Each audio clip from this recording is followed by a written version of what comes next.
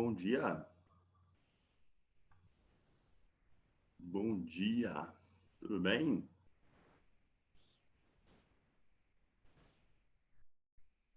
Bom dia, turma.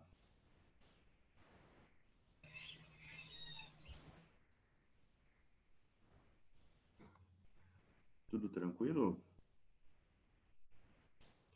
Todo mundo me vendo e me escutando?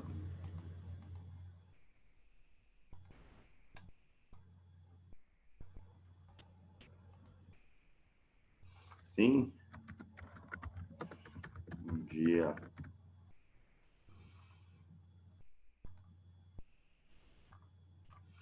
Beleza. Pessoal chegando na aula ainda.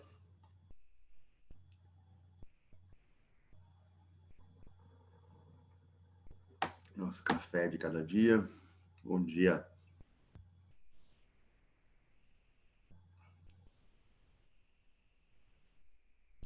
Temos 8 alunos nessa segunda-feira, 9 agora. Segunda de manhã, né? A gente iniciando a semana aí. Bom dia.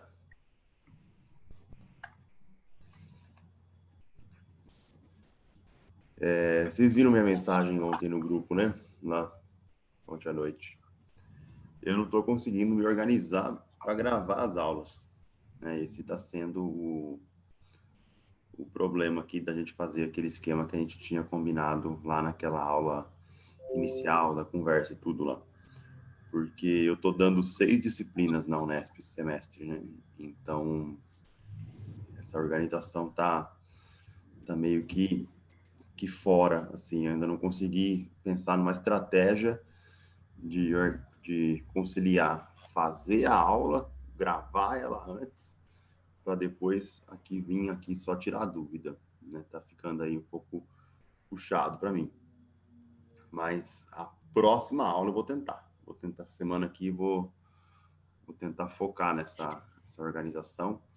E aí na semana que vem a gente tenta fazer isso. Vamos ver se eu vou conseguir fazer isso. Tá? Mas é só por erro meu mesmo, a questão minha de estratégia de organização, que eu não estou conseguindo fazer justamente esse monte de coisa acumulada aí. Mas a gente vai conseguir ainda. Beleza? Tudo bem? Enquanto isso, né, a gente faz aqui a nossa aula ao vivo, como a gente vinha fazendo antes.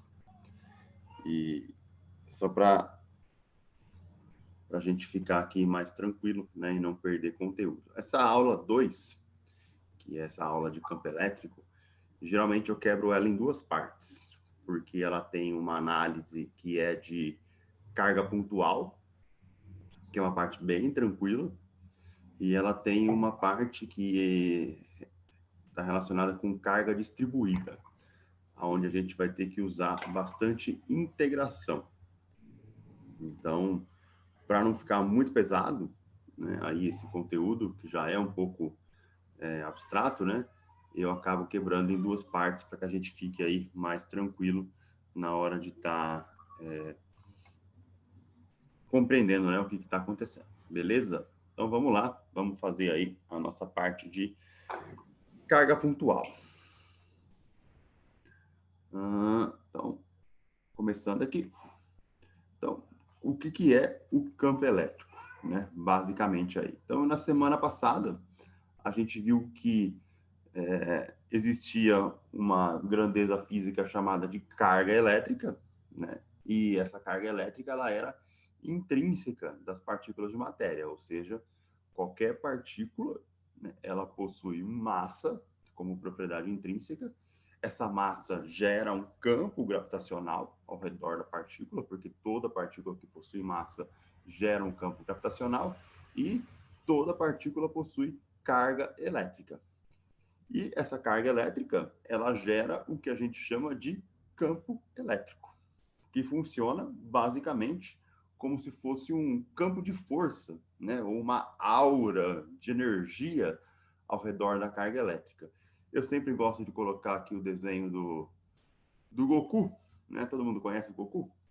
Super Saiyajin? É para conhecer, né? Diz que todo mundo conhece. Sim, né? Ah, acho bom conhecer.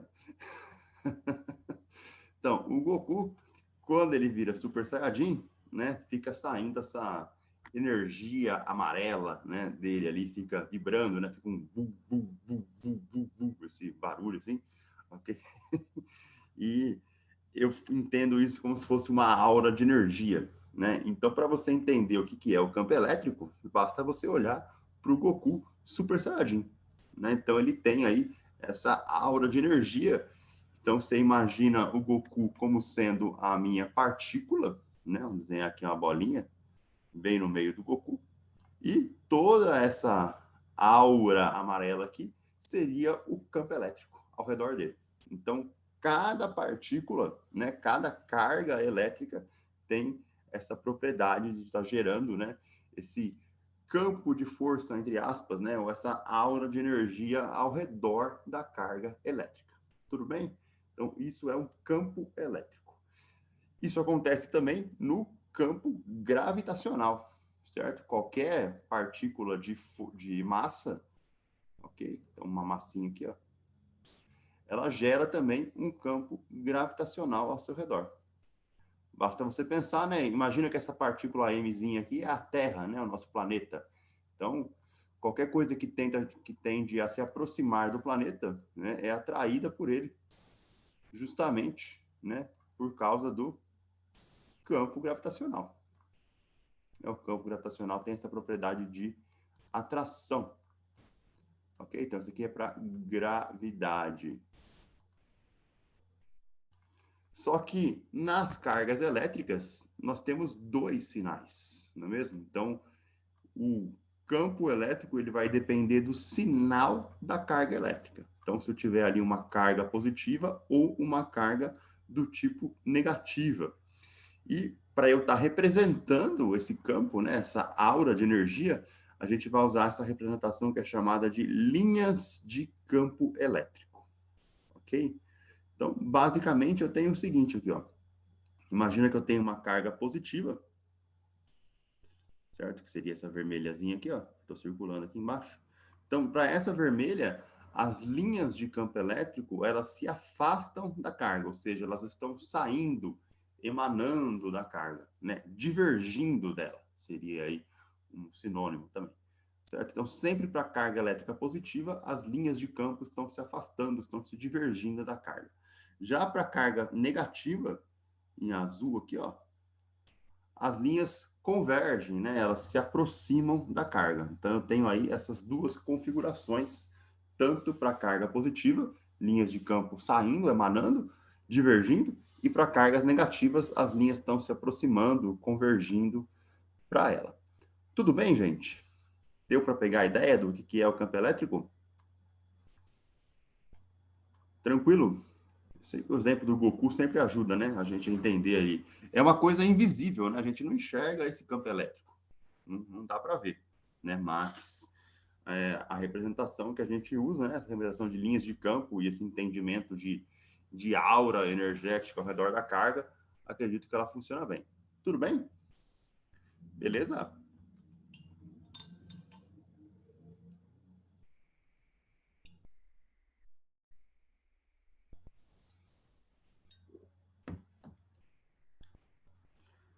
Pessoal, tudo bem aí?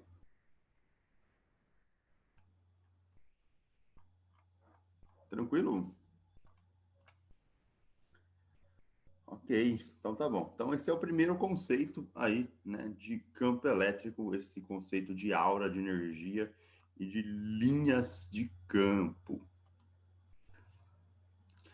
E como é que eu defino a força elétrica a partir do campo elétrico, né? Como é que fica aí essa definição? Então, basicamente, né, todo corpo carregado, que seria a minha carguinha aí, ela cria um campo elétrico ao seu redor, ok? Então a gente tem aí o que a gente acabou de ver no slide passado. Toda carga gera um campo elétrico. Mas vamos entender aqui agora como é que eu avalio isso do ponto de vista da força? Tá? Então, imagine aqui, ó, que eu vou colocar duas partículas.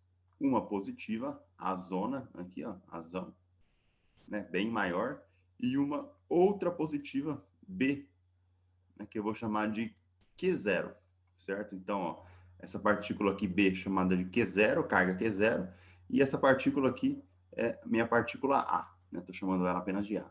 Bom, como as duas cargas são positivas, né, aqui existe uma repulsão, ok? Né, as duas aí estão se afastando uma da outra. Então, para eu estar definindo o campo elétrico a partir da força, ok? O que, que eu faço? Eu venho com essa carga B aqui, ó, que é a minha carga Q0, e removo ela da jogada. Tiro ela aqui. Quando eu tiro ela da jogada, né, eu marco a posição no espaço aonde ela estava, nesse ponto P aqui. Certo? Então tá aqui o nosso ponto P. E aí, na terceira etapa, eu avalio o campo produzido por essa carga A, né? Então imagina aqui que ele tem aquela aura ao redor dele aqui, ó, né? O nosso Super Saiyajin. E naquele ponto P, aonde estava a minha carga inicial, certo? Eu consigo definir o campo elétrico produzido ali como sendo a força que existia antes de eu remover aquela carga, dividido pela carga, que seria a força por unidade de carga que existe naquele ponto no espaço. Então, o nosso campo elétrico, ele vai ser dado por força sobre carga. É dessa maneira que a gente define, né, o campo em termos da carga elétrica. Tudo bem? Então, eu ponho uma carguinha de prova, essa Q0 aqui é o que a gente chama de carga de teste, né? Ou carga de prova. Aqui, ó. Carga de teste. Então, ela serve justamente, né, para que eu apenas suponha que ela estava lá e depois eu removo ela para estar definindo o campo elétrico naquele ponto do espaço. Note que a diferença, né, do campo elétrico para a força elétrica é que a força ela é definida na carga, certo? Então, força aqui, ó, ela está na carga. E o campo, ele está no espaço, em um ponto. Certo? Então, eu tenho aí essas duas minúcias, né? Então, a força é sempre calculada em cima de uma carga e o campo elétrico é calculado sempre em um ponto do espaço. Essa é a ideia. Beleza? Tudo bem? E aí, ó, para que a gente faça a relação, né? Então, esse campo elétrico em um dado ponto no espaço é igual a força por unidade de carga que atua nessa carguinha situada, né? Foi o que a gente acabou de ver aqui, ó. É E é F0, né? Que é a minha força sobre a carga de teste, a carga de prova, que é zero, dividido pelo que é zero, força por unidade de carga. Se eu olhar para análise dimensional, né? No sistema internacional aqui, força é medida em newtons e carga é medida em coulomb. Então, a unidade de campo elétrico é definida como newtons por coulomb. Seria força por unidade de carga. Ok? Para a gente fazer aquela analogia que eu estava fazendo com gravidade, né, agora há pouco, se eu pegar essa carguinha aqui, né, o Q0, e passar ela multiplicando aqui, ó, na relação, né, então Q0 multiplica E. Aí a minha força fica Q0 vezes E, né, que é a força sobre uma carga pontiforme por um campo elétrico E. Se eu fizer uma analogia com a força da gravidade, olha só, a força da gravidade é massa vezes campo gravitacional, que é o que a gente conhece aí como força-peso. Então, essa relação, né, entre campos, ela funciona basicamente da mesma maneira. Então, eu tenho a força, né, vou circular aqui, ó, força elétrica, força da gravidade. Aqui, ó. Aí eu tenho aqui também a carga, que é o que produz o campo elétrico, e eu tenho a massa, que é o que produz o campo gravitacional. E aqui, o campo em questão, né? Então, o campo em questão elétrico, gerado pela carga, e o campo gravitacional G, gerado pela massa. Então, a gente tem aí a relação de força sendo gerada por campos, né, relacionado com a entidade que gerou o campo. Então, as expressões aí são totalmente análogas, né? Força-peso, massa vezes gravidade, força elétrica, carga vezes campo elétrico. Então, a gente tem aí essa relação das grandezas de carga, campo e força. Tudo bem, gente? Alguma dúvida? Tranquilos?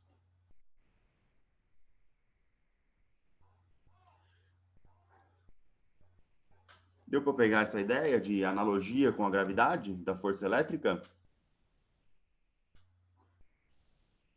Todo mundo pegou a ideia? Sim? Beleza?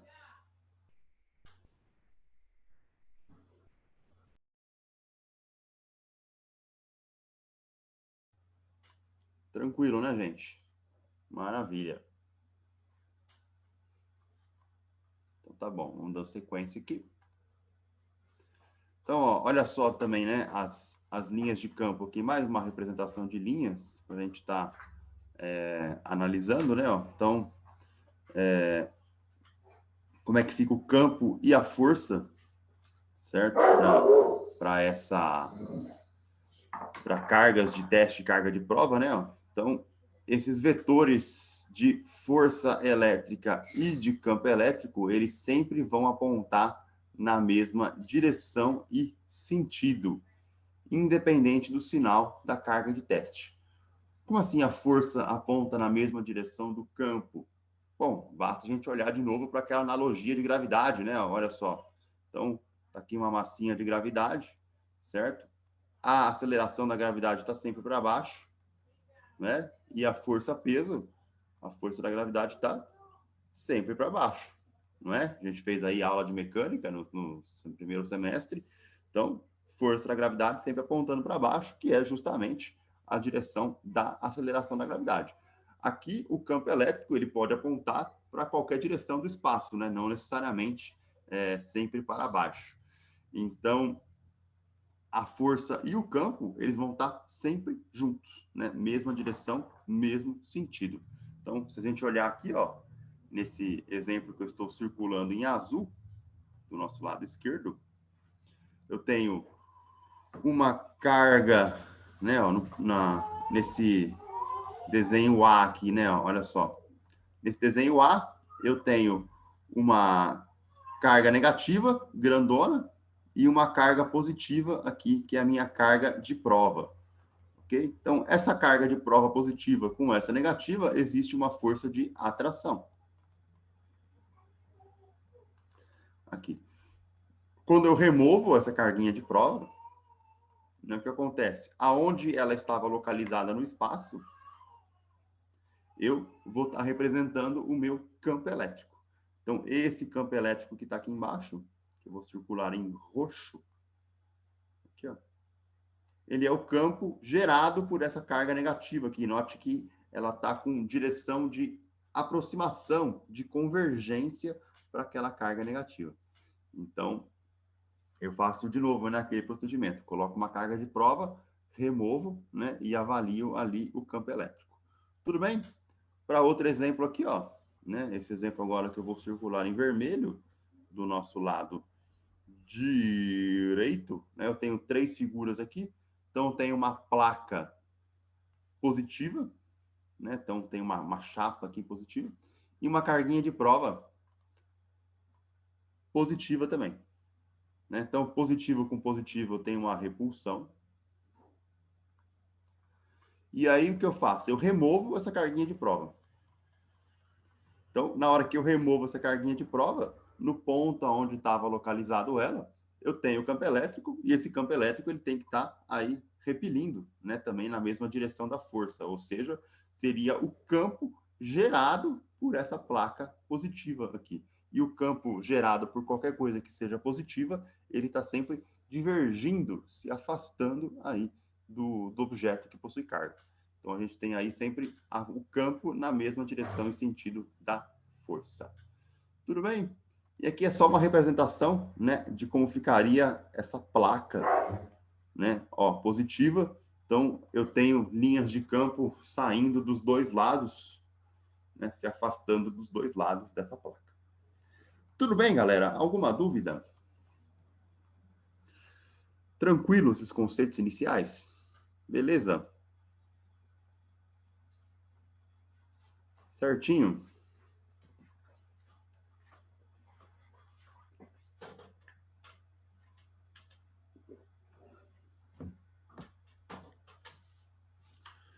Então tá bom. Beleza.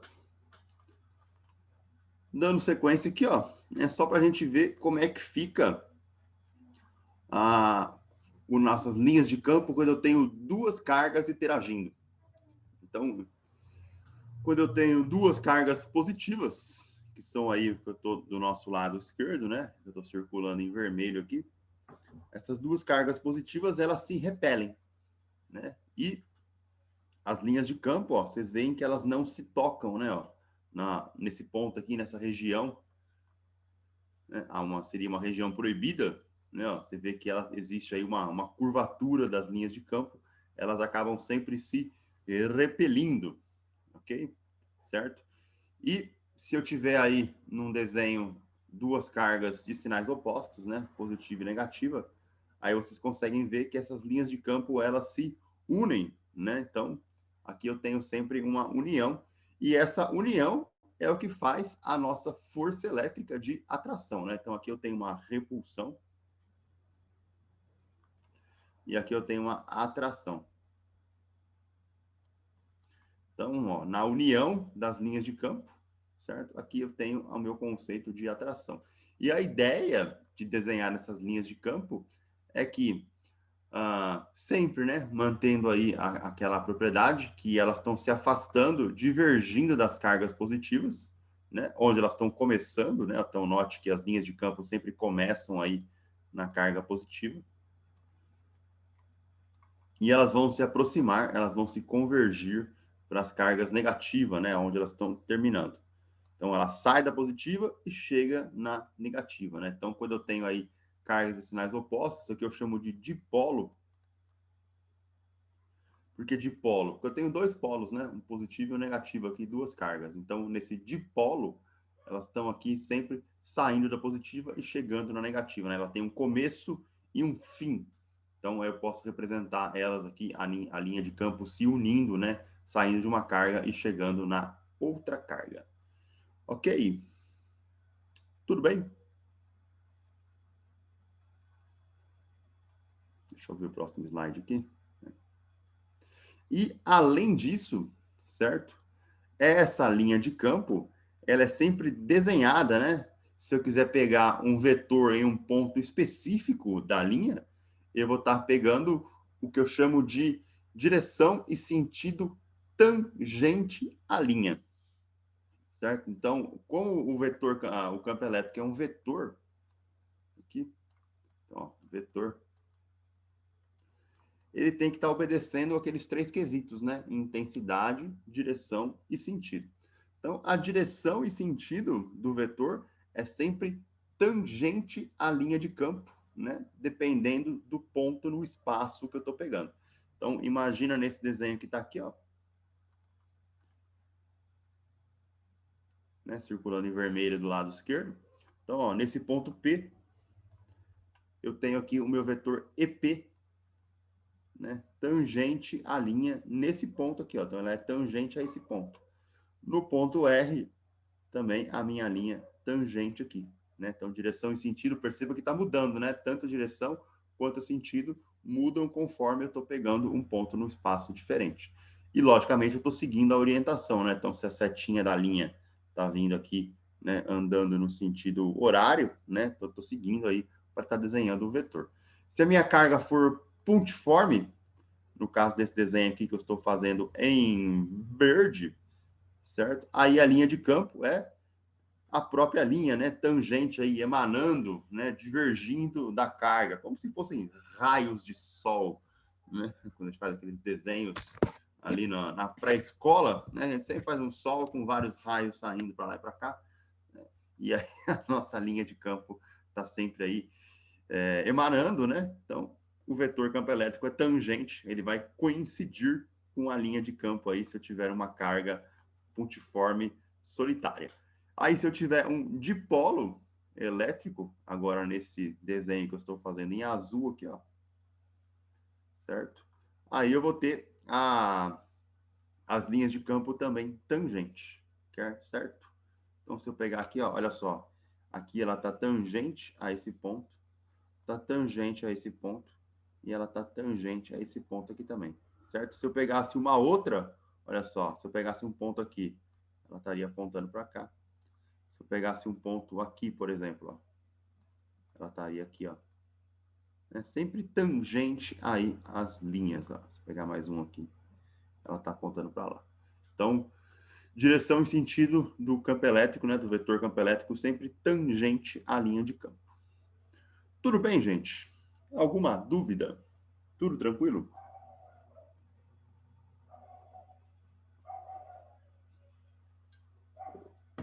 Certo?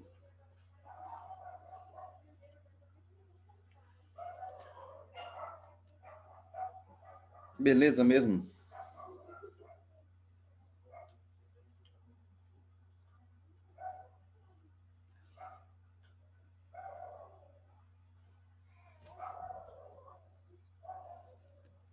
Pessoal, tudo bem aí? Certo?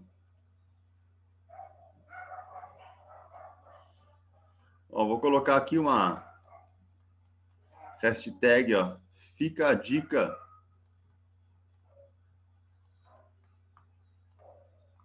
Todas essas propriedades que a gente está falando aqui de linhas de campo elétrico, definições, etc. Tudo isso daqui vai estar lá na prova teórica, né? Lembrando aquela parte teórica lá daquelas afirmações verdadeiro ou falso. Então, ó, hashtag fica a dica aí do que pode estar sendo pedido lá, não é mesmo? Então, prestando atenção, hein, gente? Maravilha? Certo?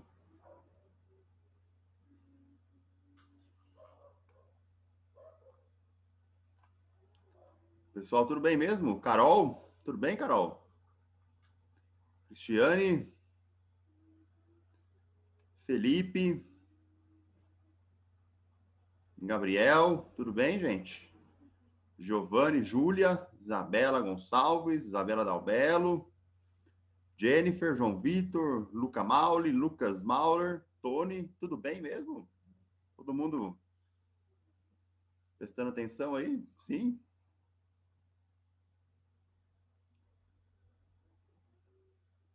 Certo?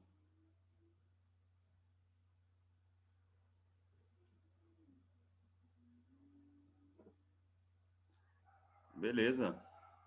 Então, beleza. Vamos lá, então. Cálculo do campo elétrico. Como calcular o campo elétrico? Né? Então, basicamente, o que a gente faz aí, ó, é pegar uma carga pontiforme que seria essa aqui, ó. Essa carga aqui. E eu vou denominar o local onde essa carga se encontra como sendo ponto da fonte, né? O ponto S aqui, ó.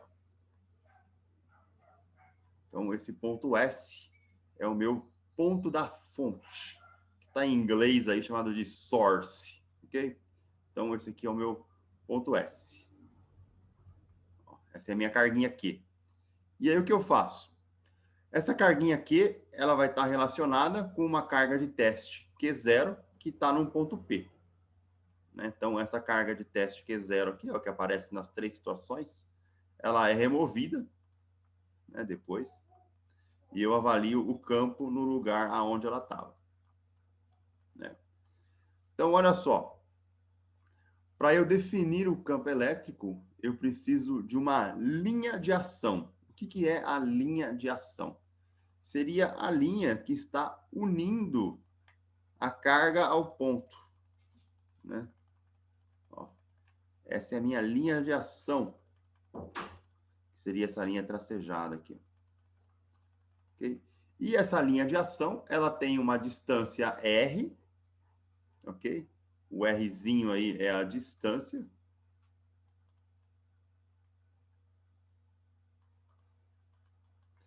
E ela vai ter uma direção e sentido, que é o meu versor unitário R chapéu. Então, esse R chapéu aqui, ó, ele está relacionado com a direção e sentido do meu campo elétrico, né? Dessa linha de ação aqui. Então, o que acontece? Quando eu removo essa carga de prova, né, aí eu vou estar avaliando o campo elétrico produzido pela carga positiva ou pela carga negativa nesse ponto P no espaço. Então, o campo vai estar sempre ao longo aqui da linha de ação, né, para essa carga pontiforme. Então, para a carga positiva, ele se afasta, né, e fica designado aqui na mesma direção e sentido da linha de ação. E para a carga negativa, ele se aproxima, ele converge e ele continua em cima da linha de ação. Tá? Então, duas coisas. Primeiro, definir a linha de ação entre a carga que está gerando o campo elétrico e o ponto no espaço P. E depois definir se a carga positiva ou negativa, o campo vai estar aproximando ou se afastando, né, dessa carga ao longo dessa linha de ação. A linha de ação é basicamente aí a distância, sempre acompanhada desse R chapéu, né, que é o meu versor unitário, né, que está relacionado aí com a direção e sentido do meu vetor. Beleza? Olha só, e matematicamente, né, como é que eu vou definir esse campo? Então, ó, eu tinha feito análise aqui que o campo era dado em termos da força elétrica, né? Então, era força elétrica pela carga Q0, carga de prova. A gente viu na semana passada que a força era dada por o produto entre as cargas, dividido pela distância, vezes uma constante, né? Lembrando que essa constante aqui, ó, 1 sobre 4πε0, era a nossa constante de Coulomb K. Bom, se eu dividir toda essa expressão aqui pelo Q0, certo? Que é a minha força elétrica aqui, ó, então imagina que eu vou dividir todo mundo por Q0. Eu posso simplesmente cortar os Q0s, né? Então esse cara aqui vai embora com esse. Se cancelam. E aí a expressão que sobra do meu campo elétrico é essa daqui, ó. 1 sobre 4πε0, né, que é a minha constante de Coulomb, carga sobre a distância. Então, perceba que a diferença entre o campo e a força é justamente essa carguinha de prova, né, Q0 aqui, que eu elimino ela. Né? Então, na força elétrica, eu tenho o produto das duas cargas, justamente porque eu estou avaliando, né, repulsão ou atração entre duas cargas. Já no campo elétrico, eu avalio sempre em um ponto no espaço. Então, qual é o campo que uma carga gera no espaço? Então, eu não preciso estar avaliando essa interação, atração, repulsão. Eu só vou avaliar qual é o sentido daquela aura de energia que estava ao redor da carga, se ela aponta divergindo ou se ela aponta convergindo, se a carga é positiva ou negativa aí na nossa análise. Mas a expressão é basicamente a mesma. Uma constante dividido pela distância ao quadrado e a minha carga em questão na direção R chapéu. Ok? Então, ó, nessa expressãozinha aqui, em azul, né? Que tá... Opa, volta. Nessa expressãozinha aqui, ó. Quem é quem? Então, o módulo Q0 é o módulo da carga a ser avaliada, né? Note que eu não vou estar levando o sinal da carga em consideração no cálculo. O sinal da carga vai ser avaliado na direção e sentido do campo elétrico, se ele vai estar convergindo ou divergindo da carga. Então, o sinal só serve para eu avaliar se ele vai sair ou se ele vai entrar, ok? Que é igual na força elétrica, né? Na expressão da força elétrica eu também tenho os módulos. Então, o sinal da carga realmente acaba não importando, né? Só vai definir ali se é atração ou repulsão. Ele acaba não entrando no cálculo do módulo da força. Então, aqui é a mesma coisa para o campo elétrico. Então, o módulo da carga, o R quadrado é a distância da carga em questão até um ponto P no espaço. Então, aqui a diferença, né, do campo e da força. Na força, eu calculava a distância entre duas cargas. Então, tinha uma carguinha aqui, outra carguinha aqui. Já no campo elétrico, eu tenho uma carga e um ponto no espaço. Aqui. Então, eu vou calcular até esse ponto no espaço que está aqui desse lado. Então, não é a distância entre duas cargas, é a distância da minha carguinha até um ponto no espaço. Logicamente, distância ao quadrado aí, né? Como está sendo mostrado. O R chapéu é o versor posição genérico. Então, isso aqui pode estar na minha base IJK, né? Que é a nossa base ortonormal do espaço cartesiano. Então, se ela estiver aqui na direção X, I chapéu. Se ela estiver na vertical, J chapéu. Se ela estiver na projeção, K chapéu. Se ela estiver na diagonal, eu posso ter uma mistura, né? Uma combinação linear aí de I, J e K, porque o meu vetor pode ser um vetor tridimensional. Então, esse R chapéu vai ser usado para designar direção e sentido naquela notação compacta que a gente usa para representar vetores.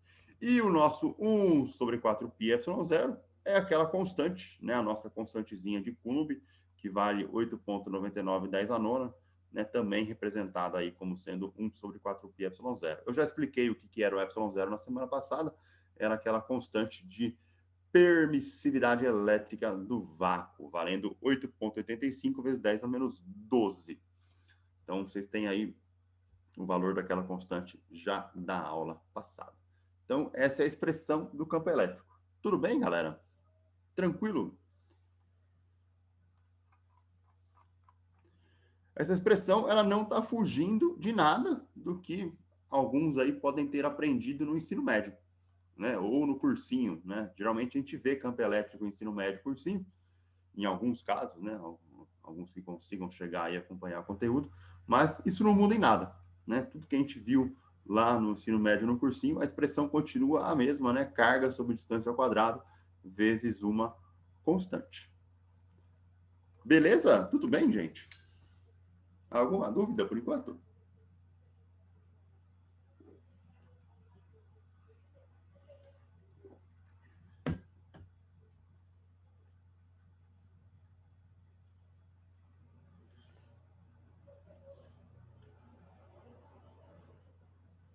Tranquilíssimo?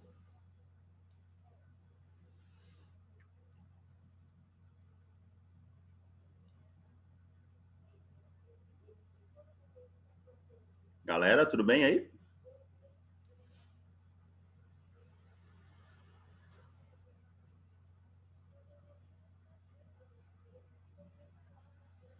Beleza. Então tá bom. Vamos lá, então. E aqui, agora, o que acontece? E se eu tiver mais de uma carga envolvida na situação? O que eu faço? Né, como é que funciona aí para um sistema de cargas? Então, eu vou usar o que a gente já conheceu aí da semana passada, que é o princípio da superposição. Então, basicamente, né, imagina que existam aí N partículas carregadas. Então, eu vou estar pegando o ponto no espaço e avaliando qual é o campo elétrico produzido por cada carga na minha distribuição espacial naquele ponto em consideração.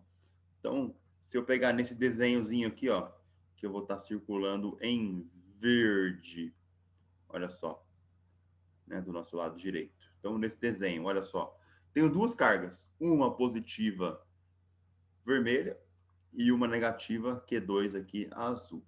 Então, o que acontece? Nesse pontozinho P aqui, ó, ok? Eu vou levar em consideração, nesse ponto, o campo que está sendo produzido pelas duas cargas Q1 e Q2. Então, a carga Q1 é positiva. Então, cargas positivas geram campo elétrico que se afastam, ó, do ponto. Então, ó, o meu E1, que é o campo referente à minha carga Q1, está se afastando no ponto P. E olha a linha de ação, né? Ó. A linha de ação está aqui, ó, que une o ponto à carga. Está na mesma direção do ε1, está na mesma linha de ação. Já para a carga Q2, né, que é uma carga negativa, a carga negativa, a linha de campo, ela se aproxima da carga. Então, eu tenho aqui esse campo E2 se aproximando. Ok, ó. E aí, a minha linha de ação está aqui, ó, né? Unindo a carga Q2 ao ponto P, que está aqui, certo? Só que agora eu estou com dois campos, né? Campo E1, campo E2. Como é que eu vou achar o campo total? Então, o campo total, ele é calculado por esse princípio da superposição, que é a soma vetorial de cada campo produzido ali naquele ponto específico no espaço. Então, eu teria que estar somando aí os vetores E1, E2, se eu tivesse uma carga E3 aí, E3, até um vetor EN qualquer. Então, tenho que fazer aquela soma vetorial em relação a cada campo. E aí, as expressões ficam assim, né? Então, aqui está o meu campo E1 aberto à expressão, ao campo E2, o campo EN e assim por diante, certo? Então, a referência agora, né, a diferença da força elétrica que a gente estava fazendo na aula passada é que na força elétrica eu pegava uma carga como referência. Então, qual era a força resultante naquela carga em específico? Para o campo elétrico agora, a gente pega um ponto P no espaço como referência. E eu indico os vetores em cima desse ponto no espaço. Ao invés de estar indicando em cima de uma carga, eu indico em cima do ponto no espaço. Então, a diferença é basicamente essa. É por isso que eu tenho que sumir com aquela carguinha de prova, né? Então, aquela carguinha de prova, ela serve só para definição. Então, eu removo ela e calculo tudo em cima daquele ponto no espaço. E aí, aqui nesse desenho, né, na figura, eu faço aquela regrinha do paralelogramo, né? Então, ó, a linha poligonal que fecha aqui, ó, seria o meu vetor resultante, o meu vetor campo elétrico aqui em verde. Tudo bem, galera? Tranquilos? Alguma dúvida?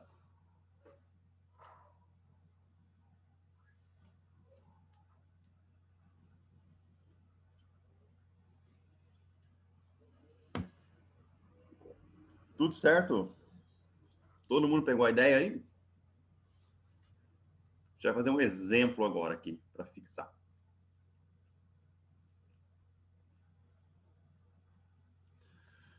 Bora lá.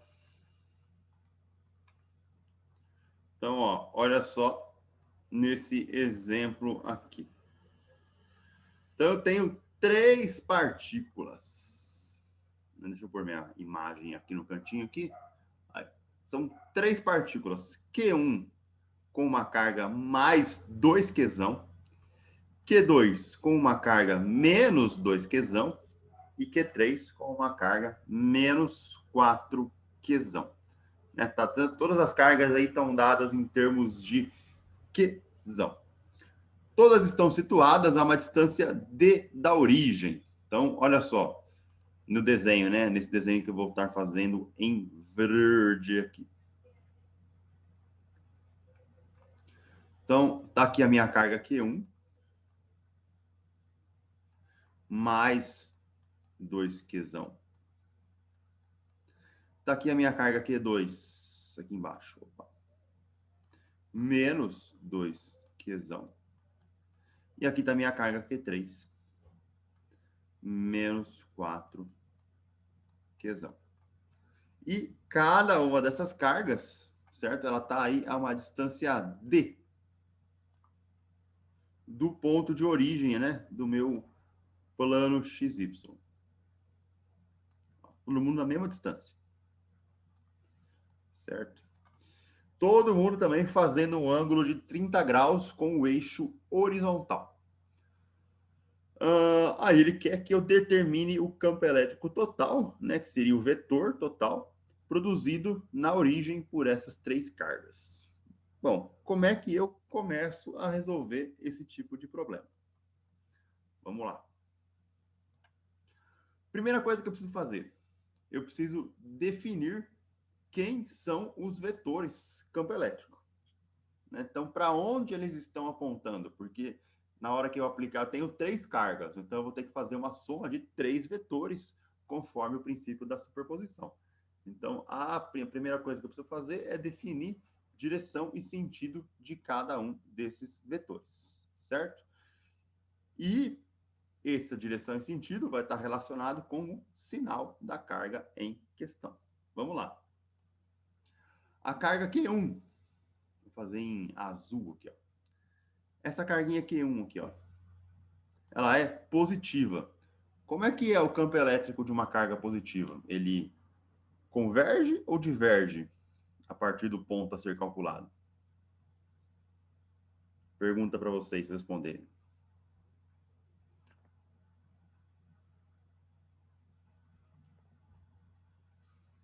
Isso, Lucas já respondeu aí, né?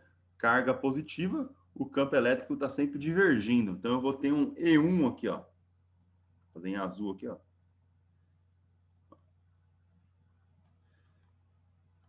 E1. Certo? Ok, perceba que está sendo calculado em cima do ponto. Tá aqui, ó, em cima do ponto. Agora, a carga Q2, carga negativa. Vou fazer em vermelho aqui. Como é que fica o vetor campo elétrico de uma carga negativa? Ele converge ou diverge? No ponto no espaço, né? Levando em consideração a referência o ponto no espaço. Converge.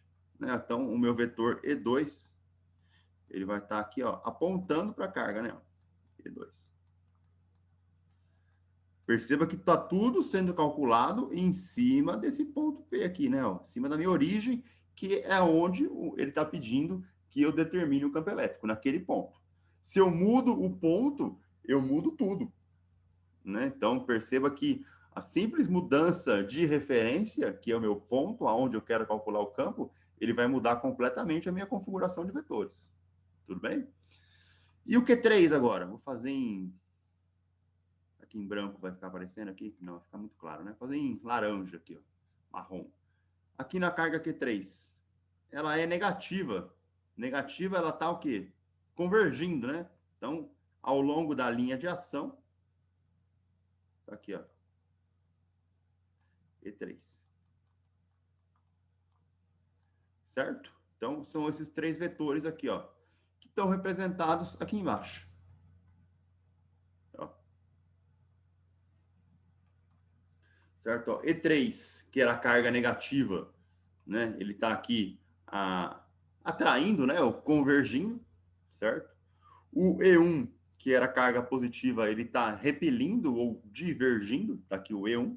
E o E2, certo? Está aqui atraindo ou convergindo, está aqui o meu vetor E2.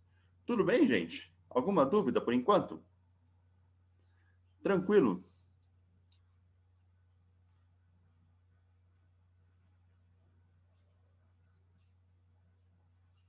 Certo?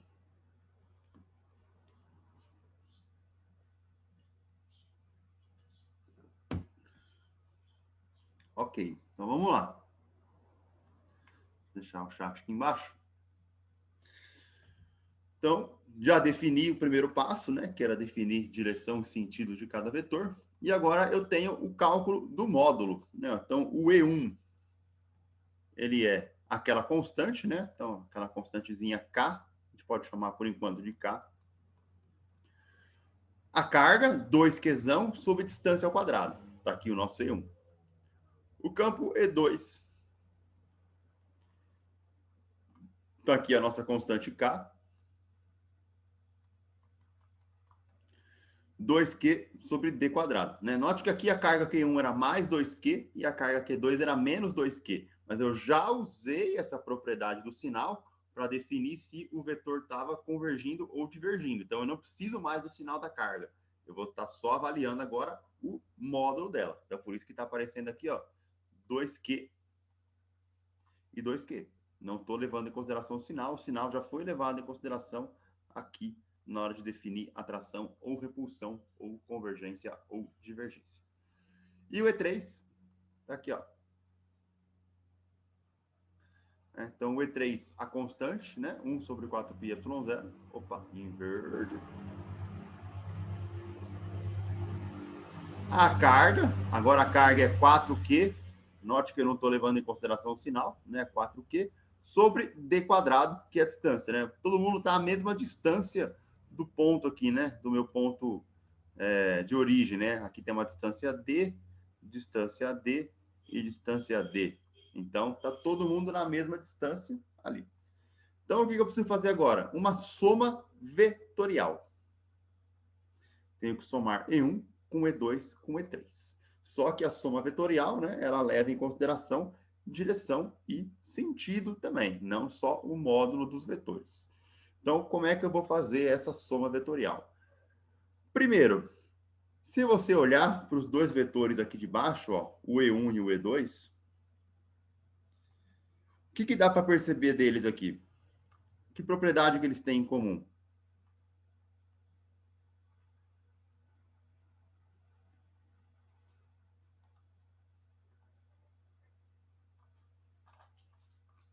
O que o E1 tem no E2?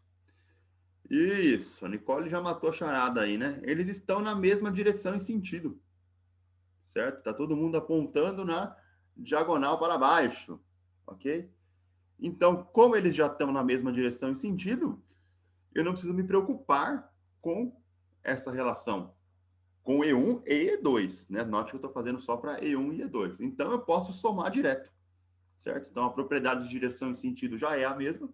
Então, posso estar somando E1 com E2. Ó. Então, E1 com E2 fica 1 sobre 4πy0, 2q sobre d quadrado, mais 1 sobre 4πy0, 2q sobre d quadrado. Note, então, que os denominadores são iguais. Eu posso somar aí direto, né? Então, fica 2q mais 2q.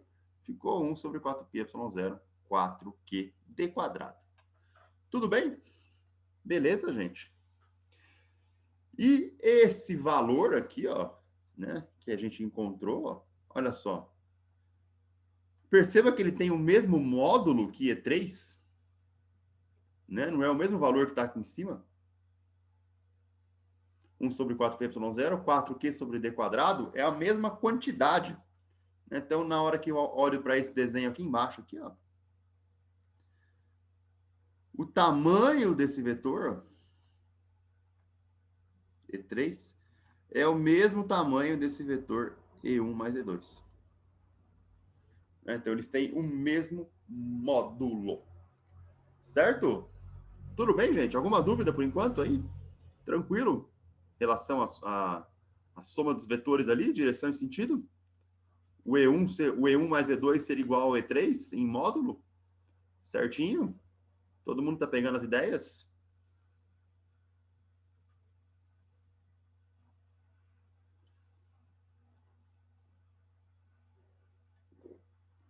Tranquilo?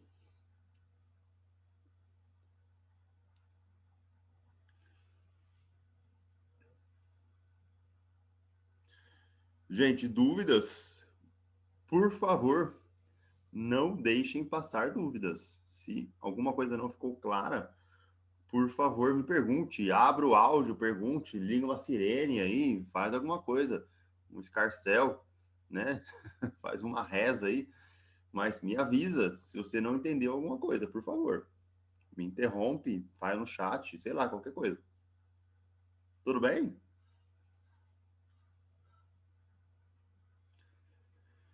Ok. Então, o que a gente tem que fazer agora? Eu tenho que somar esses dois vetores aqui embaixo. Né, ó, o E3 e o E1 mais E2. Né, eles têm o mesmo módulo. Então, como é que eu vou somar esses caras? Então, um está na diagonal para cima e um está na diagonal para baixo. Então, a ideia, primeiro, é essa aqui. Vou passar uma borracha aqui, ó, só para a gente entender o que está acontecendo.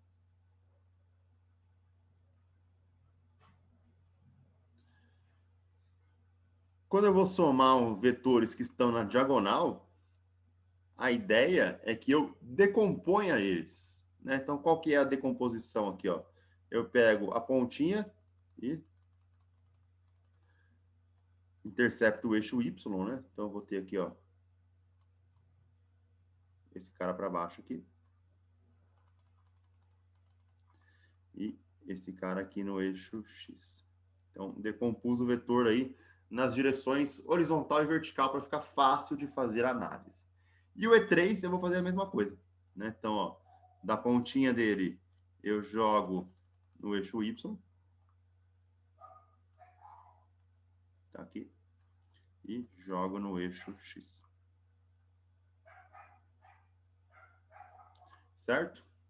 Então, tá aqui os nossos vetores decompostos. Quando eu faço essa decomposição, é fácil de perceber que esse vetor em preto aqui, ó, ele é igual ao vetor em vermelho, né? Já era igual porque eles tinham o mesmo módulo, porém eles estão em sentidos opostos na mesma direção. Isso significa que existe uma propriedade de simetria.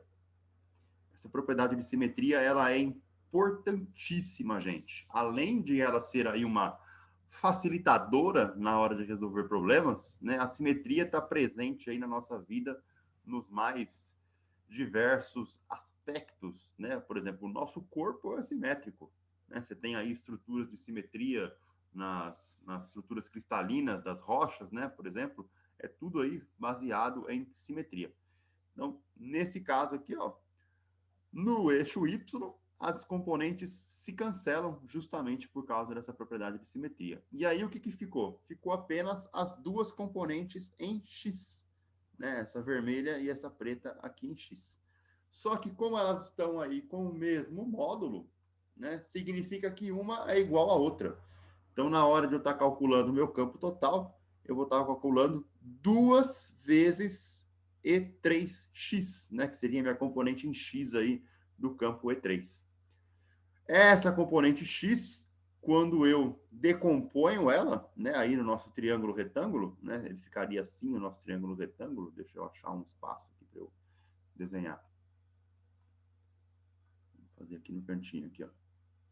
Ele tá assim, né? O nosso triângulo. Então tá o vetor aqui. Opa, borracha. O vetor E3 aqui, o E3x e o E3y que foi cancelado ali, né? Então tá aqui o nosso ângulo de 30 graus. Eu estou interessado nessa componente aqui, ó, que é de x em vermelho. Então esse E3x, ele é E3 cosseno de 30.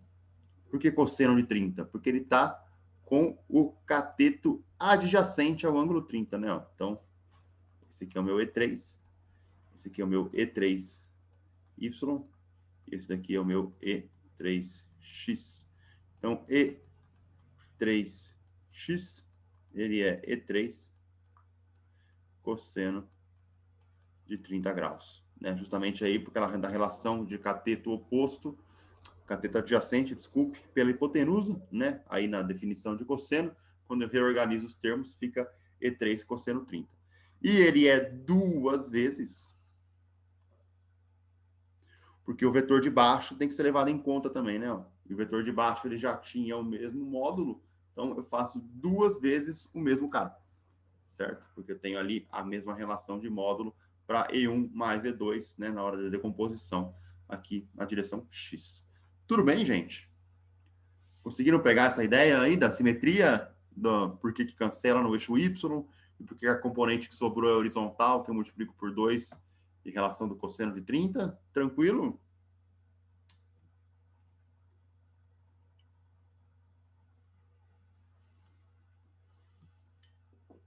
Tudo bem mesmo?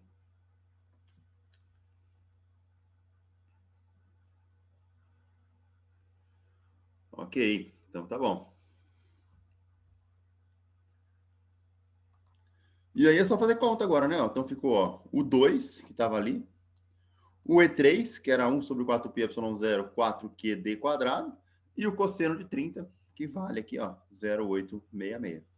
Então, fazendo essa continha, né, ó, então ficou 4 que multiplica 0,866, dá 693Q, certo? Essa aqui é a resposta do módulo. Para eu estar respondendo o vetor, basta eu estar acrescentando aqui um i chapéu, né? Porque os meus dois vetores, né, ó, na direção x, eles vão ficar aqui apontando total, né? Ó. Vou pegar em verde aqui. Eles estão na direção x para frente, né? Na hora que eu somo os dois aqui. Então fica um izinho chapéu. E essa aqui é a minha resposta, não esquecendo da unidade, né? Newtons por Coulomb. Beleza? Tudo certo?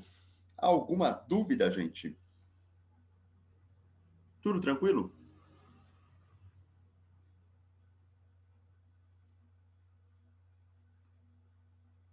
Maravilha.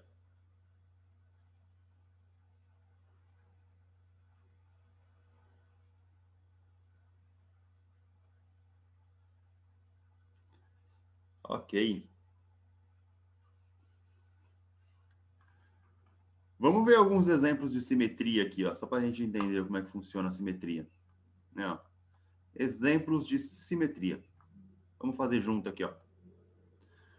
Olha só a caralhada de carga que eu tenho aqui.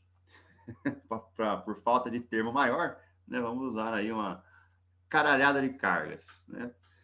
Imagina eu ter que fazer uma somatória vetorial aí para 1, 2, 3, 4, 5, 6, 7, 8, 9, 10, 11, 12, 13, 14 cargas. Professor, você está de zoeira com nós, né? Vou fazer 14 vetores aí, ficar somando aí, não vai rolar, né? Então, mas a gente usa a cachola, não é mesmo? E usamos aí as propriedades de simetria, não é mesmo? Então, olha só esse exemplo que está no nosso lado esquerdo. Vamos fazer juntos aí para vocês pegarem a ideia. Então, ó, ele quer que você calcule o campo aqui no ponto P, que é o ponto de central. Tá? Então, vamos lá. Vou pegar em vermelho aqui primeiro. Ó. Olha essa carguinha menos Q. Negativa para ela, né, para o menos Q. Opa, peraí. Ah, borracha. Então, para essa carga aqui, ó, negativa, ela está se aproximando, né, ó, convergindo. Só que note que para essa outra carga menos Q aqui, ó, ela também está se aproximando. Então, aqui eu já posso estar, ó, cancelando, né? Ó. Então, o campo gerado por essa carga menos Q e o campo gerado por essa outra carga menos Q se cancela. Olha esse outro aqui, ó, menos 3Q. Ele vai gerar um campo que vai estar na linha de ação, né? Ó, se aproximando aqui, negativa.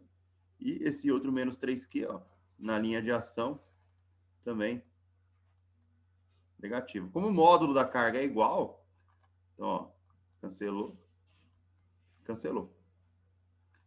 Se eu pegar esse outro camarada aqui agora, ó, mais 2Q e mais 2Q, em relação à linha de ação, ó, esse cara com relação ao ponto P, ele se afasta. E esse outro aqui em relação ao ponto P na linha de ação, ele também se afasta, ó. Cancelou, cancelou. Tudo bem, gente? Perceberam aí que nesse quadrado interno, todo mundo se aniquila, se cancela? Ok?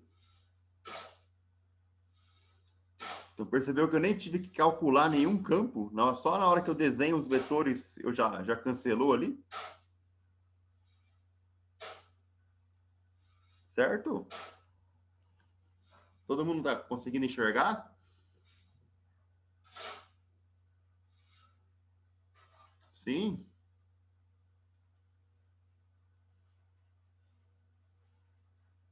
Ok. Agora para o quadrado de fora. Olha só o quadrado de fora. Ó. Essa carga mais 6Q aqui, ó. E essa outra carga mais 6Q. Em relação ao ponto P, ó. Certo? Elas também vão acabar se cancelando, né? Ó. Cancelou aqui. Cancelou aqui. Se eu pegar essa carguinha aqui, ó, menos 2Q. Também, né? Ó, elas têm simetria. Então, um campo que estaria se aproximando, né, para a carga negativa, também se aproximando para a carga negativa. Cancelou, cancelou. Se eu pegar esse outro exemplo aqui agora,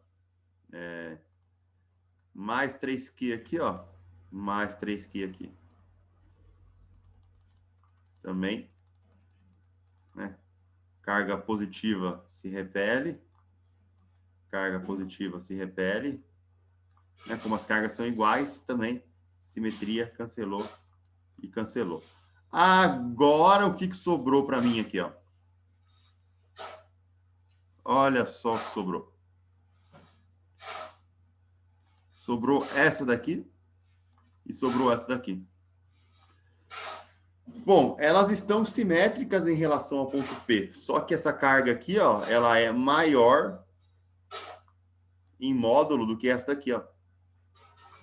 Elas não são iguais, né? Aqui é menos 2Q e aqui é menos Q.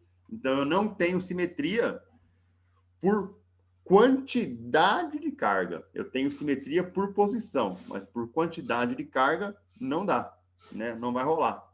Aí eu tenho que fazer o cálculo, certo? Então, nesse caso, são das 14 cargas que eu tinha, eu vou fazer o cálculo só de duas. Tudo bem? Pegaram a ideia, gente? A simetria ela tem que ocorrer na direção, no sentido e na quantidade de carga. Se não bater essas três quesitos aí, né? Quantidade de carga, direção e sentido, eu não posso usar a propriedade de simetria. Aí eu tenho que calcular. Olha só nesse outro exemplo aqui agora, né? No exemplo do lado direito. Então vamos ver se tem simetria aqui também, ó. Menos 7Q, menos 7Q. Ok. Ó, aqui deu simetria. Menos 2Q, menos 2Q. Opa, aqui deu simetria também. Menos 2Q aqui, menos 2Q aqui também. Opa, simetria também. Mais Qzinho aqui, mais Qzinho aqui. Opa, aqui deu simetria. 4Qzão aqui, mais 4Q, mais 4Q aqui. Também deu simetria. A única carga que não deu simetria foi essa aqui, ó. Aí eu vou calcular só o campo dessa aqui, né? Que é uma carga positiva. Então, no ponto de baixo, ela vai estar se afastando. Tudo bem, gente? Tranquilos? Ficou alguma dúvida aí?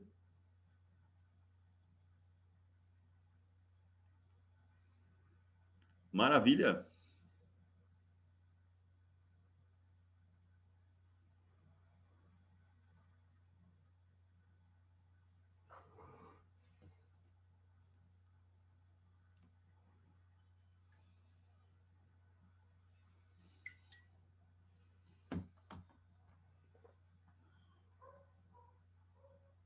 Pessoal, tudo bem?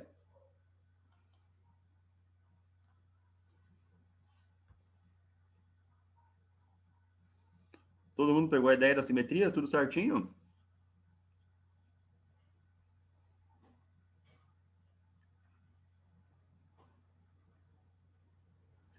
Beleza. Vamos lá. A gente já está quase chegando no final da aula já, né? Acho que até umas 10h10 aí a gente já termina a nossa aula, tá? Vamos olhar agora para um dipolo elétrico. O que que é um dipolo? Né? Então, o dipolo é justamente aí um par de cargas, né, com o mesmo módulo, porém sinais opostos. Então, uma carga é positiva e a outra carga é negativa. E essas duas cargas, elas estão separadas por uma distância d. Né? Então, é como se eu tivesse aqui, ó, mais que, menos que, e a distância, né, ó, entre elas é uma distância d de dado. Então, aqui é minha carguinha positiva e aqui é a minha carguinha negativa, separadas por uma distância d. O d é a distância entre a carga positiva e a carga negativa, tá? Então, isso é chamado de dipolo elétrico. Que seria basicamente essa ideia aqui, né, ó, na representação de linhas de campo. Tá aqui, ó. Como é que eu calculo o campo de um dipolo? Bom, logicamente que vai depender da região do espaço aonde eu estou, né, para estar calculando aí esse dipolo. Então, olha só. Olha essa figura que está aqui, ó. Eu vou estar circulando ela em verde, que está aqui do nosso lado direito.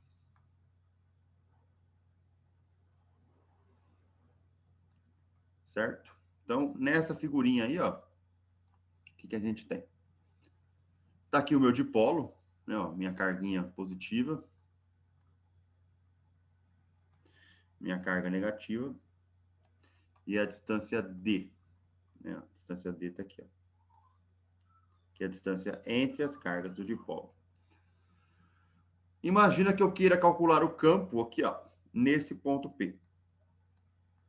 Então, como é que eu calculo o campo do dipolo? Se eu tenho duas cargas, eu tenho que levar em consideração as duas cargas, né? E verificar se o campo está divergindo ou convergindo naquele ponto P em questão. Então, para a carga positiva, o meu campo se afasta, então está aqui, ó, o E+, certo? A distância R+, está aqui, ó, é essa distância aqui, certo? Distância R+. O meu vetor E-, que é da carga negativa, está aqui, ó, E-. E a distância R- está aqui, ó, que é a distância da carga até o ponto. Tudo bem? Então, eu tenho os vetores e as distâncias. Então, agora eu vou fazer o seguinte. Né? Então, está aqui o nosso E+, a ser somado. Está aqui a quantidade E+. E está aqui a quantidade E-.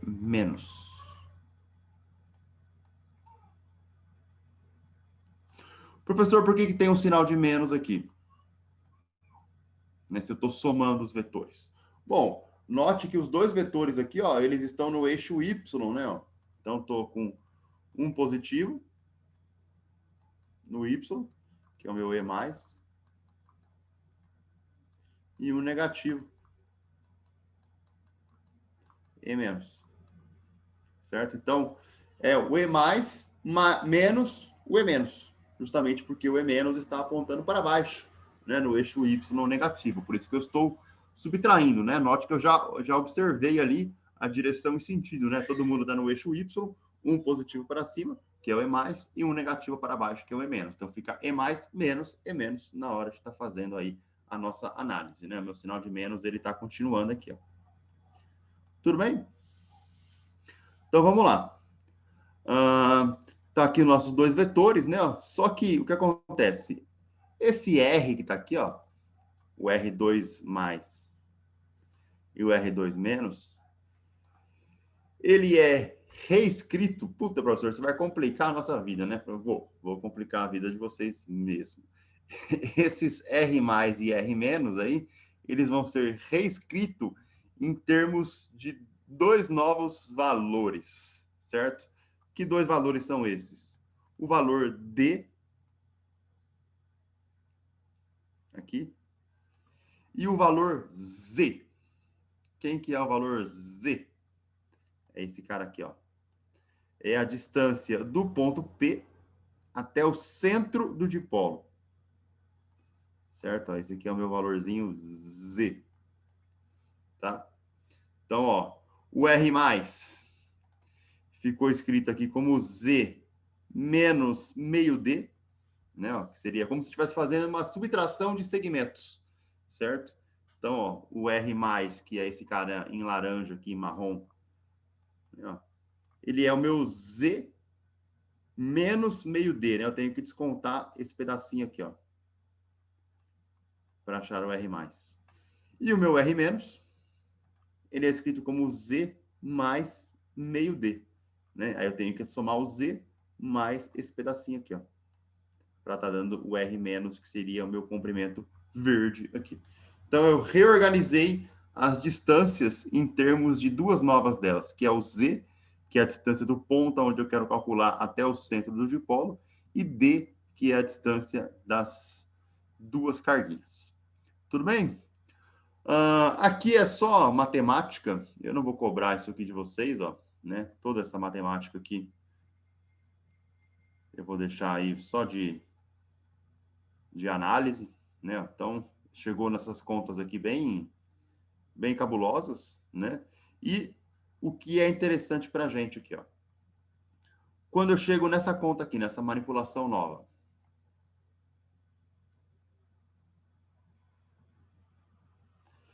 Se o meu Z ele é muito maior do que o D, o que significa o meu Z ser muito, muito maior do que o D?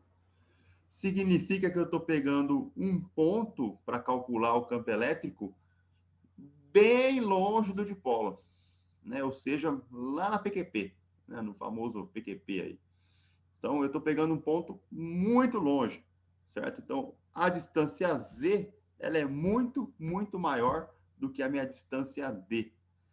Então, quando eu avalio isso aqui, nesse pedaço aqui, ó, certo? Esse termo aqui, ele vai para 1, né? No limite aí, ele tende a 1. Ou seja, o meu campo elétrico, ele fica sendo escrito dessa maneira aqui, ó. QD Z4, Z ao cubo, 1 sobre 2π ε0. Tá 2π aqui, né? Porque apareceu algum 2 aqui na frente, ó, que cancelou aqui com esse 4. Tá? Ou seja, eu posso estar reescrevendo esse campo aqui, ó, como sendo P, e esse P é dado como Q vezes D. Esse P é o chamado momento de dipolo elétrico. Esse momento de dipolo elétrico, ele é também uma grandeza vetorial. Ele é a carga do dipolo, né? Porque o dipolo tem que ter cargas iguais, né? Mais Q ou menos Q, ou menos 2Q, mais 2Q, mais 5Q, menos 5Q, as cargas têm que ser iguais. E o Dzinho, que é a distância entre as cargas do dipolo. Então, esse momento do dipolo elétrico é a carga em módulo, né? De uma ali produzida, vezes a distância entre eles. Então, esse Pzinho é interessante a gente definir em termos dele, por quê? Porque depois eu vou definir uma grandeza chamada de polarização, né? Já no próximo slide já. E essa polarização depende do que eu chamo de momento de dipolo, que é basicamente a orientação elétrica que esse dipolo tem. Né? Por que essa orientação elétrica? Ó? Porque aqui o campo E+, ele é maior que o campo E-. Então ele tem uma orientação para cima em relação àquele ponto P lá embaixo. Então, esse momento de dipolo aqui é definido como QD. Toda essa contarada aqui é para definir justamente esse cara de cá, né? Esse QD. Tudo bem, gente? Beleza? Eu não estou cobrando essas contas aqui de vocês, viu? Não estou cobrando. Quem quiser aí se divertir com um pouquinho de álgebra, sinta-se à vontade, né? Estou só aí avaliando o resultado final. Tudo bem? Quem gosta de álgebra aí, né, sinta-se à vontade na hora de estar fazendo as contas. Mas toda essa análise, né, é justamente aí para a gente fazer o momento de dipolo. E esse momento de dipolo, para finalizar aqui, ó, certo? Ele sempre vai aqui, ó, do menos para o mais. Né, ó, olha só. É o meu vetorzinho P, ó, do menos para o mais. Aqui. Sempre subindo. Né? Logicamente que minha carga positiva está em cima, então por isso que ele está subindo. Então, esse é o meu momento de dipolo, essa grandeza P. Tudo bem?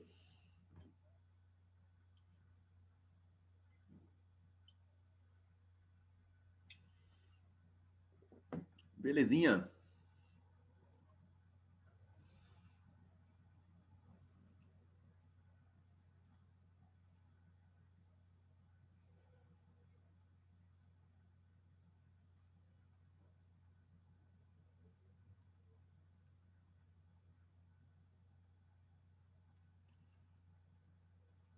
E para que serve esse momento de dipolo?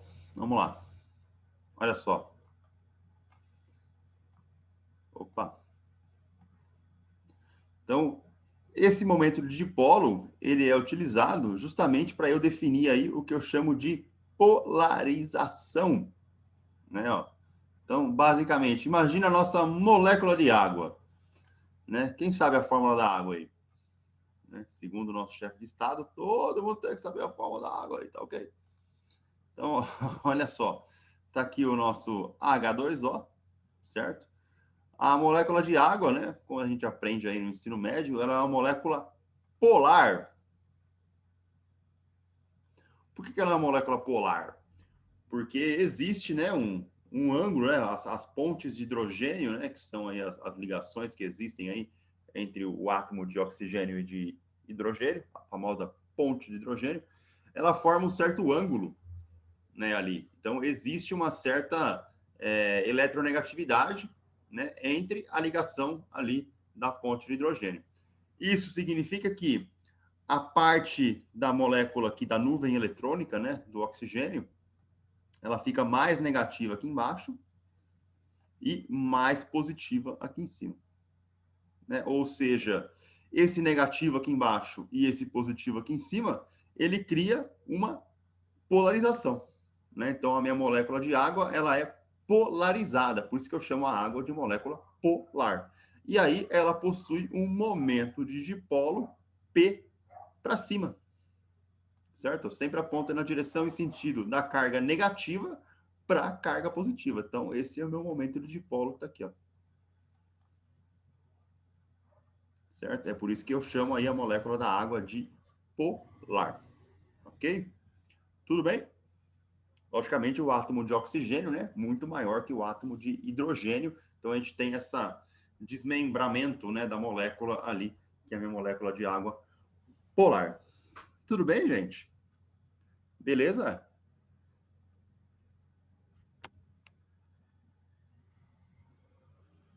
Certo? Outro exemplo aí que a gente tem são os chamados sprites. Se alguém já ouviu aí, não é Sprite de refrigerante. Sprite é o famoso relâmpago invertido. Já viram relâmpago invertido? Alguém já presenciou esse fato?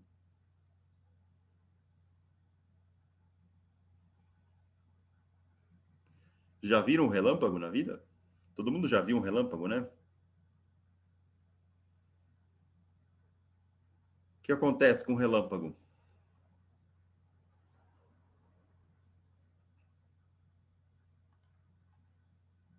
Ó, geralmente está aqui, né? Está aqui o nosso planeta, a Terra, certo?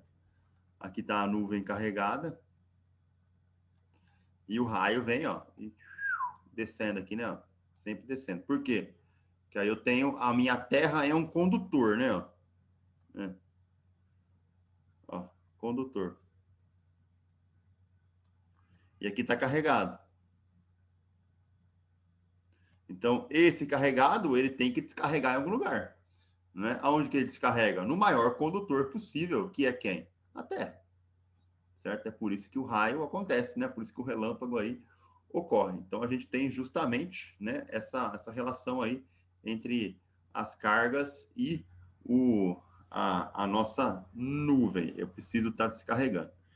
E como é que funciona a ideia aí do relâmpago? Né? Então, geralmente tem alguma coisa pontiaguda aqui, né? Por exemplo, uma árvore ou uma antena, né? Aqui, um para-raio, né? Isso aí é basicamente um ponto de entrada, né? Para essa descarga elétrica, beleza? Só que, às vezes, o que pode estar acontecendo?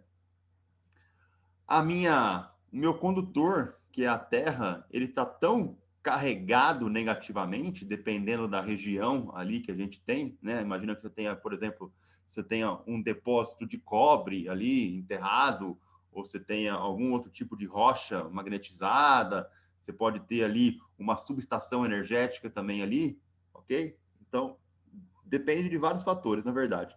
Mas se o meu condutor ele tiver muito carregado, ok? O que pode acontecer é justamente o inverso, né? O meu raio sair de baixo para cima, seguindo aí a nossa polarização. Então, o relâmpago invertido também pode ocorrer. Depois vocês procurem no YouTube, procura lá, raio invertido. Pode procurar, você vai ver o raio saindo de baixo e indo para cima. É raro, mas acontece. Pode ver, certo? Então, o raio não vai cair na sua cabeça, Júlio, ele vai cair no seu traseiro, né? Vai vir de baixo para cima, né? Pior ainda, né? Imagina você está andando do nada e toma uma raiada na bunda lá. Mas acontece, né? Procurem no YouTube depois aí o fenômeno relâmpago invertido ou raio invertido, você vai ver que ele é raro, mas ele ocorre, né? Justamente aí, dependendo de algumas características bem peculiares aí do clima, né? Ou da própria condutor que é a nossa Terra. Tudo bem? Beleza?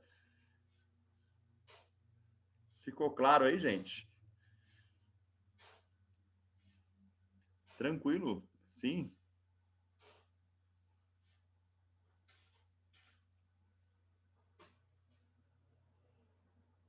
Tudo bem? Todo mundo pegou a ideia da água, molécula polar da água?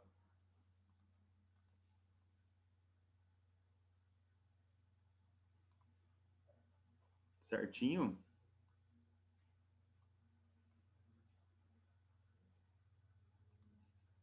Olha só, dando continuidade, né? Alguns outros exemplos, né? De aplicações aí. Então, olha só. Cargas elétricas na presença de campos elétricos. O que acontece? Bom, a primeira evidência de, de que eu podia ter uma carga se movimentando na presença de um campo foi no famoso experimento de Millikan, né? O experimento de Millikan é justamente aí a descoberta da determinação da carga do elétron, né? Então, o que o Millikan fazia? Ele tinha um recipiente aqui, ele borrifava óleo, né? Borrifava óleo, e aqui eu tinha um orifício. Então, nesse orifício, ele colocou aqui um eletrodo positivo, certo? Aqui, ó, um eletrodo negativo, e por esse orifício entrava aqui uma gotinha de óleo. Então, o que ele fazia? Ele pegava uma chavinha, né? E ficava invertendo o campo elétrico. Então, às vezes, aqui ficava negativo e aqui ficava positivo. Então, a minha gotinha de óleo, em vez dela descer, ela subia, né? Isso aqui, na verdade, é o famoso primeiro videogame da história, né? Esse famoso brincando aí de subir e descer a gotinha, né? Foi feito aí na década de 20 do século passado, ok? Então, o primeiro videogame da história, você ficava invertendo a polaridade dos campos elétricos de duas placas e essa gotinha de óleo subia e descia. Então, o que ele fazia? Ele tentava manter essa gota estável, né? Como assim manter a gota estável? Ele tinha que equacionar, aqui, igualar, né, a gravidade com a força elétrica. Quando ele conseguia igualar a gravidade com a força elétrica, ou deixar a gota paradinha, ele anotava o valor do campo, né, que estava sendo produzido aqui pelas placas, certo? E ele conseguia determinar qual era a carga Q, né, ou quantizar aí a carga Q. Então, a partir disso, né, ele conseguiu determinar qual que era o valor da carga do elétron. Então, aquele 1,6 vezes 10 a menos 19 coulombs foi descoberto pelo Millikan, né, com esse experimento aí do videogame dos campos elétricos, né, de invertendo a polaridade, fazendo aí a gotinha de óleo subir e descer e ficar paradinha. Então, essa é uma das primeiras aplicações aí onde foi determinado, né, como movimento de carga elétrica na presença de campo elétrico. Outra aplicação que a gente tem é numa impressora. Qualquer impressora a jato de tinta, certo? A gente tem aí esse funcionamento básico de carga na presença de campo. Como é que funciona? Bom, você tem aqui o seu sinal de entrada, né, do computador, e aqui eu tenho o reservatório de tinta também, né, que seria esse Gzinho aqui. O que acontece? Como esse reservatório de tinta está ligado na tomada, né, a tinta da impressora ela já tem por característica ser eletrizada, né? Já é uma tinta aí produzida, né, com cargas em excesso. Então, quando ele recebe o sinal para jogar a tinta, o que acontece? Existe aqui placas, né, positivas e negativas que fazem o quê? Que geram um campo elétrico. E aí, essa carguinha aqui, que é negativa, né? Podendo ser um elétron aqui, ó. O que ela faz? Ela vai ou para cima ou para baixo, né? No caso, ou esquerda ou direita, dependendo da polaridade dessas placas aqui. Então, ela é justamente negativa. Se ela é negativa, na hora que ela passa aqui nessa região de campo, né? Ela é atraída para a parte positiva. Ou repelida da parte negativa, como você queira. Se eu quiser que ela vá para o outro lado, né, eu inverto a polaridade e ela vem para cá. Só que essa inversão de polaridade que está aqui, ela ocorre muito, mas muito rápido, né? Basicamente aí na velocidade da luz, né? Que a gente tem aí uma onda eletromagnética. Então, que é um sinal eletrônico.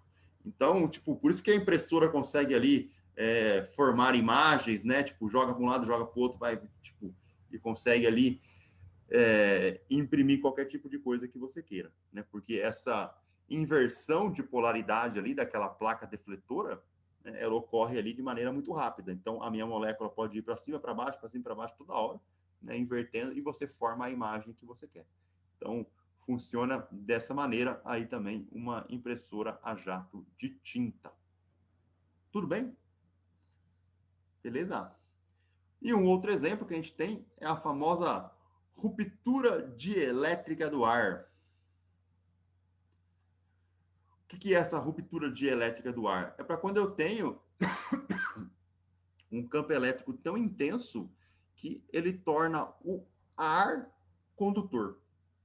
Então, o meio ar, ele não é um meio condutor a princípio, ele tem que estar extremamente eletrizado. Tá? Então, para eu fazer isso, eu preciso estar produzindo um campo elétrico de altíssima intensidade. Né? Aí sim, os elétrons são arrancados do ar, que passa a ser um meio condutor. Aonde eu vejo isso, professor? Você tem fogão à sua casa com acendimento automático? Alguém tem? Um fogão que você aperta o botão e sai a faísquinha lá? Sim? Isso é a ruptura dielétrica do ar. Você não vê a faísca? Você não está vendo ela? É justamente essa ruptura. Então, olha só. A ruptura dielétrica do ar, ela tem uma intensidade de 3 vezes 10 a sexta volts por metro, ou seja, são 3 milhões de volts por metro. Ok? Quantos centímetros tem a faísca do seu fogão ali?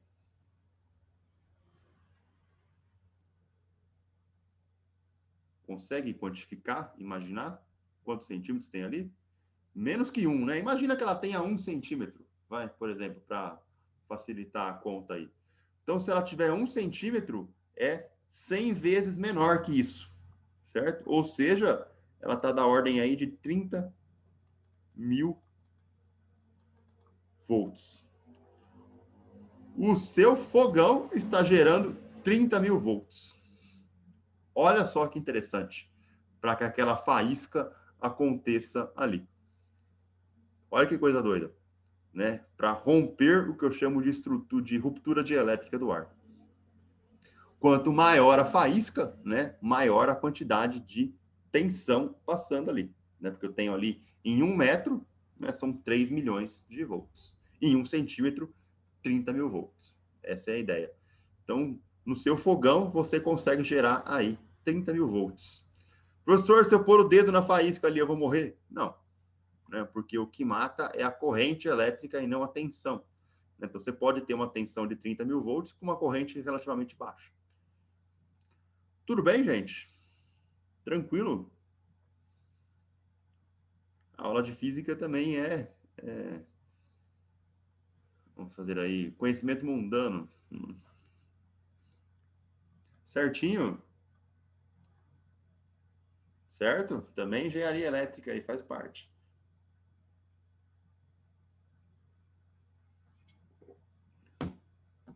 Alguma dúvida, alguma curiosidade? Logicamente que quando você vê um raio, né? O raio ele tem aí quilômetros, né, de comprimento. Então imagina a quantidade de volts que eu tenho em quilômetro, certo? É muita coisa, é muita tensão, né? Para que eu veja a centelha né, de luz ali, ou centelha de eletricidade emitida ao longo do ar. O nosso último slide aqui, né, só para a gente pegar a ideia aqui do nosso dipolo elétrico, né? Já estamos chegando no final da nossa aula. Então, o que acontece? Esse dipolo elétrico, ele também pode se movimentar na presença de um campo elétrico. Então, ele acaba girando, né? Qual que é a ideia do dipolo? Ele tende a se alinhar com o campo elétrico externo. Então, olha só, está aqui o meu dipolo, né? Carguinha negativa, carguinha positiva. O momento de dipolo está aqui, né? O P, sempre do menos para o mais. E o que acontece? Se eu tenho um campo externo, que está passando para cá, ó, certo? A carga negativa, ela tende a se alinhar, né, com o campo, e a carga positiva tende também a se, dependendo da direção, né, repelir ou atrair com o campo. Então, esse dipolo, ele pode estar rotacionando, né, a partir aí do centro de massa dele. Pode rotacionar para um lado ou pode rotacionar para o outro lado. Então, ele vai tender sempre a se alinhar com o campo elétrico externo. Ele vai se rotacionar, produzindo o que eu chamo de torque. Então, o torque está relacionado com o momento de dipolo, né, o produto vetorial do momento de dipolo com o campo elétrico. Lembrando que o nosso produto vetorial, né, o módulo dele é sempre calculado como módulo de um vetor vezes módulo de outro vetor vezes o seno do ângulo entre eles. Se a rotação minha for no sentido anti-horário, ela é determinada positiva. Se a rotação for no sentido horário, ela é determinada negativa. Então, eu tenho aí, nesse alinhamento, né, essa rotação da molécula polarizada, né, ou do meu dipolo polarizado. Para que serve isso, professor? Né? Para que eu vou usar isso na minha vida? Você usa isso na sua vida quase todo dia quando você está usando um micro-ondas. Né? Como é que funciona um micro-ondas? Ok? Bom, basicamente, a ideia é a seguinte. Qualquer comida, né? Imagina aí o seu miojo diário de cada dia, né? A maioria não está comendo miojo, está na casa da mãe, né? Aí a mãe está fazendo comida, mas quando a gente está aqui na faculdade, na KIT ou na REP, é miojo para cima e para baixo, né? Então, e o que acontece quando você vai fazer o seu miojo no micro-ondas? Ali. A maioria das comidas, né? Aí, 99,999% das comidas, né? É tudo feito de água, não é mesmo? Então, na nossa molécula de água, a gente acabou de ver que existe uma polaridade, né? A molécula é do tipo polar, não é mesmo? Então, está aqui a minha polaridade da molécula de água. E o que acontece dentro de um micro-ondas? Aqui, nesse magnetron, certo? Ele gera campos elétricos. Aqui. Esses campos elétricos, eles não são constantes, né? Conforme eles batem aqui na parede, né, e ficam aqui vibrando, eles são campos elétricos oscilantes, né? Ou seja, tem o formato de onda, né? Basicamente, eu posso definir um campo elétrico como sendo aí um E0, uma onda transversal, né? Seno de capa X menos ômega T, né? Já estudou ondulatória, né? Então, o meu campo é uma onda dentro do micro-ondas, né? Por isso que chama micro-ondas. Oh, professor, claro, né? Faz todo sentido aí, justamente porque está relacionado com as ondas eletromagnéticas. Ok? Então, esse campo elétrico oscilante, o que ele faz? Ele está lá dentro do micro-ondas. E o dipolo elétrico da molécula de água, né, ele tende sempre a se alinhar com o campo elétrico, ok? Só que o campo elétrico está toda hora invertendo o sinal, porque ele está oscilando, ele é uma onda. Então, olha só, imagina que o campo elétrico esteja para cima, o meu dipolo, aqui, ó, imagina que isso aqui seja o meu dipolo, né? Ele vai estar girando no sentido horário. Aí, o meu vetor campo elétrico, que é uma onda, inverteu o sentido. Aí o meu dipolo vai girar no sentido anti-horário. Então, perceba que esse dipolo, né, ele faz tipo como se fosse uma máquina de lavar, né? Ele vai para um lado, vai para o outro, vai para um lado, vai para o outro, vai para um lado, vai para o outro, conforme o campo elétrico da onda de micro-ondas, né, que é uma onda eletromagnética, está ali se movimentando dentro do micro-ondas. E aí o que acontece? Essa movimentação vai para um lado, vai para o outro, vai para um lado, vai para o outro, está fazendo a molécula o quê? Vibrar, certo? E vibração de molécula gera energia térmica. Por isso que a sua comida esquenta dentro do micro-ondas. Né? É justamente por causa da polaridade da molécula da água. Né? Então, se você põe alguma coisa que não é água dentro do micro-ondas, que não seja comida, dá zica. Né? Você põe alumínio, você põe um ovo lá dentro, né? As coisas acabam aí dando algum problema. Né? Tem vários vídeos no YouTube aí de gente destruindo micro-ondas. Mas é justamente por causa desse alinhamento, né? Então, a molécula de água, o dipolo da molécula de água tenta alinhar com o campo elétrico externo, que é uma onda, né? Então, como o campo elétrico está oscilando, o dipolo, né? O momento do dipolo também vai oscilar, e essa oscilação gera energia térmica que esquenta a sua comida ali dentro. Então, funciona basicamente dessa maneira, né? Beleza? Só esquenta o prato? Depende, né? Aí depende do, por exemplo, a cerâmica, depende da cerâmica, né? Algumas cerâmicas são condutoras, né? Então, ou às vezes o micro-ondas pode estar descalibrado, né? Tem isso também, certo? Também tem isso.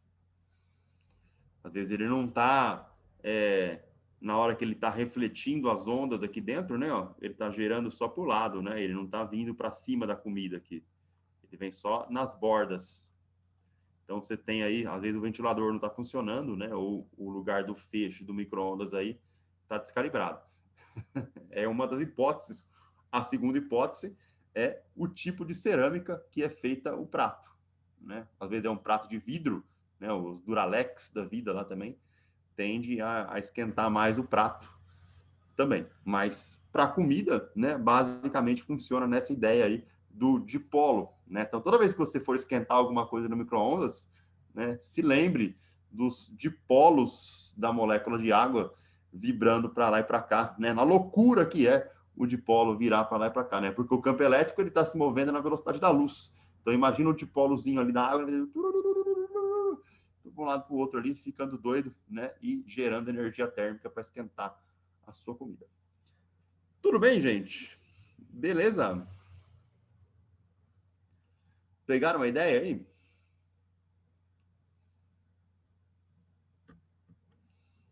Tranquilos? Curiosidades? Alguma pergunta? Belezinha?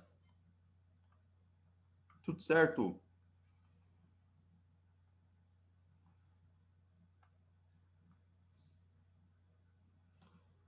Beleza. Bom, aqui ficam 2 exercícios aí para vocês brincarem nessa semana, né? De exercícios semanais aí. Esse primeiro exercício é para calcular o campo elétrico, né? Mesma coisa que a gente estava fazendo na aula aqui, nada muito diferente, né? Calcular o campo aqui nesse ponto para a partícula A e partícula B. Né? Então fica um exercício e outro exercício aí, basicamente a mesma coisa, né? Então aí 2 carguinhas para você calcular o vetor campo elétrico, força elétrica, etc. Beleza? Eu vou mandar a listinha 1 também de exercícios já. A próxima aula eu prometo que eu tento fazer aí uma prévia, gravar com ela com antecedência. Vou tentar me organizar melhor aí para a gente cumprir o que foi acordado aí naquela primeira aula. Tranquilo então, gente? Maravilha? Beleza? Valeu então, gente. Um abraço, bom descanso, boa semana e se cuidem aí. Até mais. Tchau. Valeu. Até. Falou. Valeu.